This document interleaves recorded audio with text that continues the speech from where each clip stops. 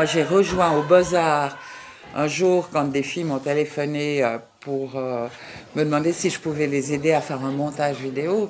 Parce qu'elles ne savaient pas monter, personne ne savait comment on montait, nous non plus les mais enfin bon, on commençait à quand même un tout petit peu à se débrouiller. Et donc moi j'ai été, mais c'était déjà créé, elles étaient 50 ou 60. Et c'est vrai que moi j'étais complètement, alors là, estomaquée. J'étais tout derrière, j'osais rien dire. Et j'entendais des choses, mais absolument, que je ressentais. C'est ce que disent toutes les femmes qui ont vécu cette période.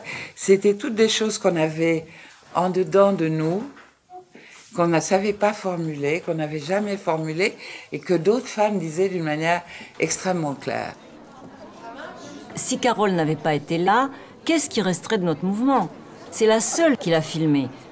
Encore là, elle manifestait son originalité parce que, tu sais, on n'avait absolument pas le goût de l'archive dans le moment. Les femmes sont encore dans l'oralité d'une certaine manière. Mais alors, accéder au tournage, ça demande déjà une démarche que seule Carole a accomplie. Et jusqu'au bout, parce qu'il y a eu des autres expériences de vidéo dans le mouvement, mais elles ont tourné court. Carole, c'est remarquable la persévérance qu'elle a manifestée du début jusqu'à la fin. C'était sa passion de nous filmer. Nous aurons les enfants que nous voulons repousser comme une prison. Des chansons. Qu'est-ce que c'est? Pour l'avortement libre et gratuit et une information pour la contraception. Ils ont qu'à pas baiser. Vous n'avez pas baisé, vous? Si, mais enfin attention. Toc. Comment? On me dit, je vais pas vous l'apprendre, non? Hein? C'est blague. Non. Vous n'avez qu'à pas être si feignante quand c'est fini, hop, se lever. Je suis d'accord. Hein, c'est pas vrai, ça? Vous me regardez, hein? Vous n'avez pas filmé ça, hein? La première fois qu'on a eu des rapports, bon, bah ça s'est passé comme avec mon mari, j'ai rien eu. Bon, alors, sexuellement très puissant, il a recommencé 3, 4 fois, 5 fois. Au bout de la 6e fois, bon, il est arrivé une chose que moi, pendant 5 ans, j'ai cherché, j'ai jamais trouvé. J'ai joui, j'ai pleuré, enfin, j'étais vraiment... il m'a regardé comme ça, en me disant, mais qu'est-ce qui se passe? Qu'est-ce qu'il y a? Il avait 20 ans, il savait pas. Alors j'ai dit, mais je crois que je viens de jouir la première fois de ma vie. Ah, mais tu savais pas que les femmes pouvaient jouir.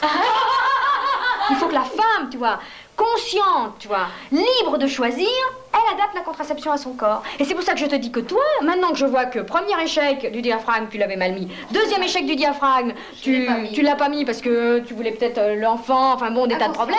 Je dis, c'est des échecs au diaphragme qui, à mon avis, moi, me font dire qu'il faudrait que tu changes de moyens contraceptifs. Alors c'est pour ça que je pense qu'on pourrait peut-être même en discuter. Ah oui, c'est certain. Avant l'avortement. Tu dis si ça te fait très mal, et je te dis quand ça te fait un peu mal, tu respires comme des chiens. Alors moi, je regarde Respiration minute.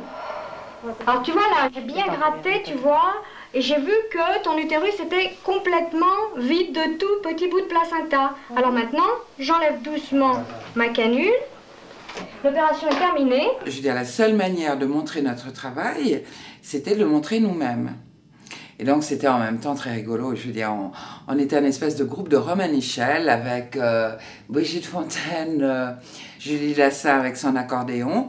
On allait dans des petits bleds en France. On a fait toute la France, la Suisse, etc. On partait 3 jours. On s'arrêtait sur une place de village, dans un bistrot. On demandait du courant électrique. On ouvrait le coffre de la voiture quand on était à l'extérieur. On avait un cache noir à côté autour d'une petite télévision et on montrait nos films.